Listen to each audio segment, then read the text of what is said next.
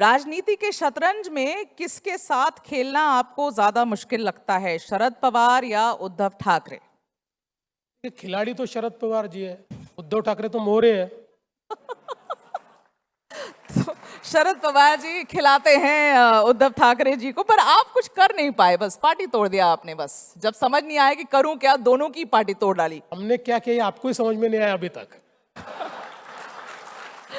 कठिन क्या है, मुंबई का ट्रैफिक क्लियर करना या गठबंधन महायुति के नेताओं को एक पेज पर लाना? दोनों आसान है। मुंबई का और आप ट्रैफिक भी दोनों हम नहीं क्लियर कर कर रहे हैं पाते और हैं। एक ही पेज पे चल रहे एक हैं। आपके शिंदे जी नाराज घूमते रहते हैं, पता नहीं क्या क्या करते रहते हैं, और ट्रैफिक तो आप डीकंजेस्ट कर ही नहीं पाए, तो यू फेल्ड एट बोथ। नहीं नहीं नहीं, to be fair to Shinde ji, देखिए हर आदमी की एक प्रकृति होती है। अब शिंदे जी धीर गंभीर इस प्रकार के व्यक्ति है। धीर अब वो बेचारे बैठते हैं तो आप लोगों को लगता है नाराज बैठे हुए, अब वो कम बोलते हैं तो आपको लगता है नाराज बैठे हुए। अब करे तो क्या करे, उनकी खेती सातारा जिले में, कभी वहां चले जाते हैं तो आप न्यूज चला देते हो कि शिंदे जी गुस्से में खेती करने के लिए चले गए। अरे भाई अपनी अपनी प्रकृति होती है, मैं हंसते रहता हूँ, वो गंभीर रहते हैं। अगर प्रकृति है। अगर आपको महाराष्ट्र की पिछले 5 साल की राजनीति पर किताब लिखनी हो तो उसका टाइटल क्या देंगे फडणवीस जी? देखिए 2 टाइटल दे सकते हैं। एक तो टाइटल पक्का शतरंज के खिलाड़ी ही देना पड़ेगा, और शतरंज लेकिन इसका हाँ। जो टाइटल है वो ये, मैं लौट कर आया। अच्छा, ओके। और फाइनली ये सिचुएशनल है, लास्ट 1 मिनट। मान लीजिए आप उद्धव ठाकरे, एकनाथ शिंदे और आप तीनों विधानसभा के एक लिफ्ट में फंस जाते हैं, क्या बातचीत होगी आप लोग के बीच में? बातचीत तो उनमें वो होगी, मेरे को तो रेफरी का काम करना पड़ेगा। मेरी क्या बातचीत होगी? रात के 2 बजे फडणवीस जी, अगर आपका फोन बजता है, it's as a private number, you pick it up, it's Uddhav Thackeray ji, पहला रिएक्शन क्या होगा आपका? रात को 2 बजे? 2 जी? वैसे आप तो नहीं, वो सोते जल्दी 4 सोते हैं, बजे वो ना? जल्दी सोते हैं। हाँ? वो जल्दी सोते हैं, वो नहीं कर सकते।